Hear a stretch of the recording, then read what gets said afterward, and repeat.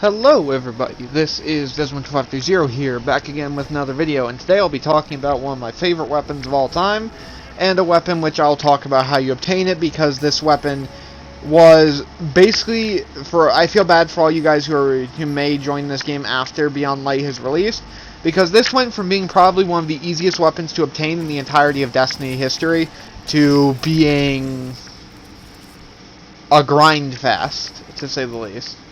So, I guess we'll start with that, but firstly, let's talk about what weapon this actually is. This is Ace of Spades. I'll talk about the perks in a second, but first I'll tell you how to obtain.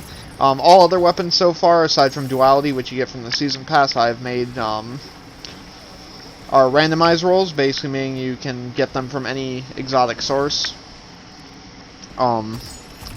Simply put, it's time to talk about how to obtain this weapon. So, for those of you who were pre-Beyond Light, the way to obtain this weapon was you would complete the Forsaken story.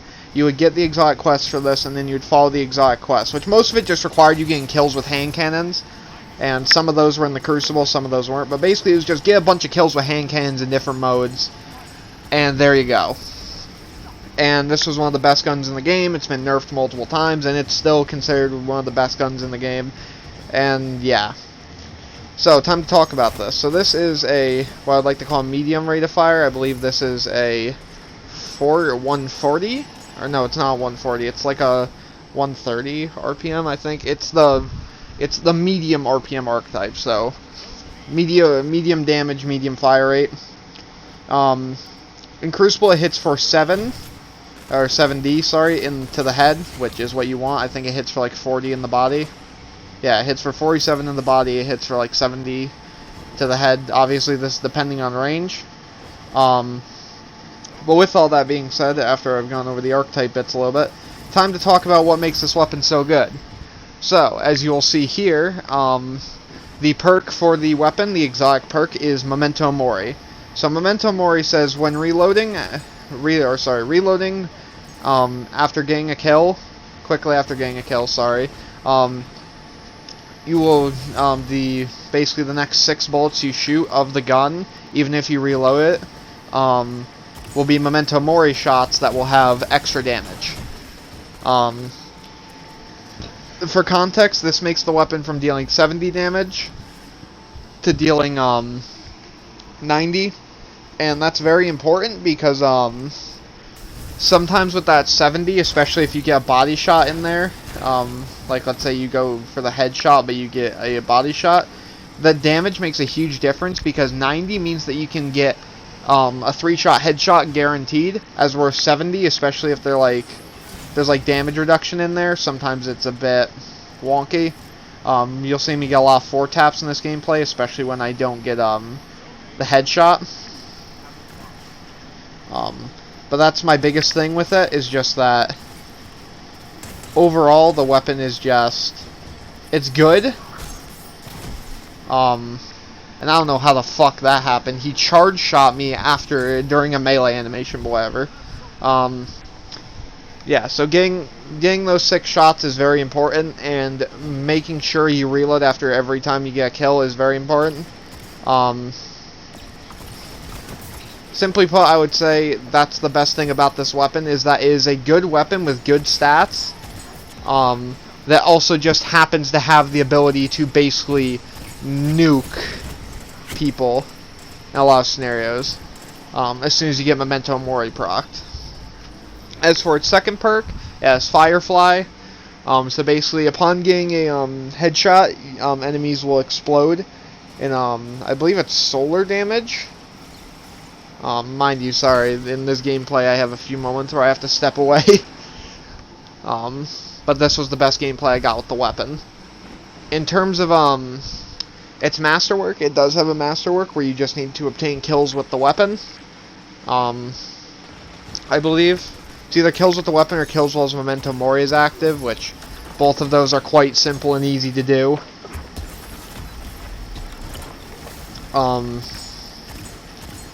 My biggest, I guess, gripe with the weapon, my biggest gripe so far is that the Catalyst doesn't really do anything to help it, because what the Catalyst / Masterworking it does is that the explosion of Firefly when Memento Mori is active is higher damage and has a bigger blast radius. The issue is that most people don't care about the Memento Mori, or don't even really care about the Firefly trigger. They just care about Memento Mori because it makes the weapon essentially just be a better a strictly better low RPM hand cannon. If you guys don't know, 120 RPMs I believe do like in the 90s and above, which means that a 130 just beats them out in shots to kill. And when you're competing, obviously higher fire rate and similar damage values makes a huge difference. I won't say that this is like the best weapon in the game or whatever, but overall, for those that want it, this is a very great gun.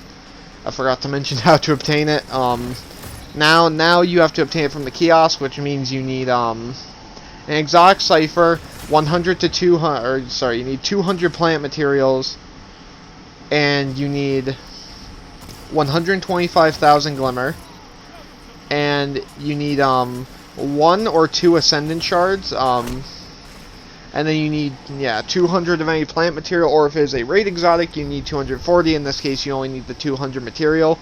I don't know what material it is, mind you. I'm assuming it'll probably be either spin metal or etheric spiral. But yeah, overall, if you were to go and grab a weapon from the kiosk that you have not grabbed yet, I would recommend this as one of them. Simply put, this weapon is like essentially the thing that makes this weapon so good, and what makes it as an exotic so unique is how ununique it is. Essentially, this is the definition of, oh, let's make an exotic. Okay, how do we make this? Let's just buff the shit out of a legendary. And that's what they did. They literally just made a super buffed up version of a legendary hand cannon. And what did it get? It gets one of the best weapons in the game. Just like straight up. This is just a kill clip hand cannon, but instead, kill clip is guaranteed for 6 shots, for your next 6 shots, and has no time limit. That's literally what it is. So, I won't bore you too much. But overall, out of a scale of 5, and mind you, in PvE, it's pretty much just, it's a buffed up standard hand cannon. If you want to use a standard hand cannon in PvE, but you want to maybe do one that's better, this one's your option. But overall, my rating in PvP will be a 5 out of 5. Simply put, it's competitive. It has a very, very good perk that turns it into a monster. It has almost no weakness, and the only thing it lacks is that its catalyst does not really help it in any way during actual combat. At least in like your one-on-one combat. Although it may help you in group combat from time to time. In PvE, I'll rate this weapon a 3 out of 5. Simply put, it's a great hand cannon, and most hand cannons I think are like a 2, 3 out of 5. So this is like 3 bordering on 4 out of 5. Simply put, the weapon's just better than a legendary hand cannon, straight up. That's all I really have to say about it. But hand cannons aren't that great in PvE because they don't put out that much DPS. Generally, and plus it's a lot more special and heavy focused, which is where I would rather you guys put your exotic slots in. But this weapon is usable in all categories, and if it's just a weapon you like, then feel free to continue using it. For those who do not have it, and for those who want to play PvP, this is one of the first weapons I recommend you getting from the kiosk, if you do start farming the kiosk.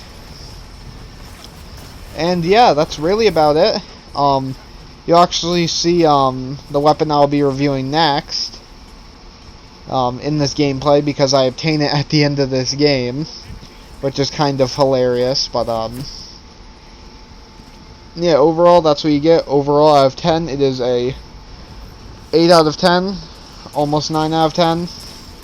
And yeah, the Ace of Spades, for all those who would like a chance to try it, I do recommend you do. And if those can find which exotic I'm reviewing next, well, good luck. With that being said, I'll be seeing you guys all later.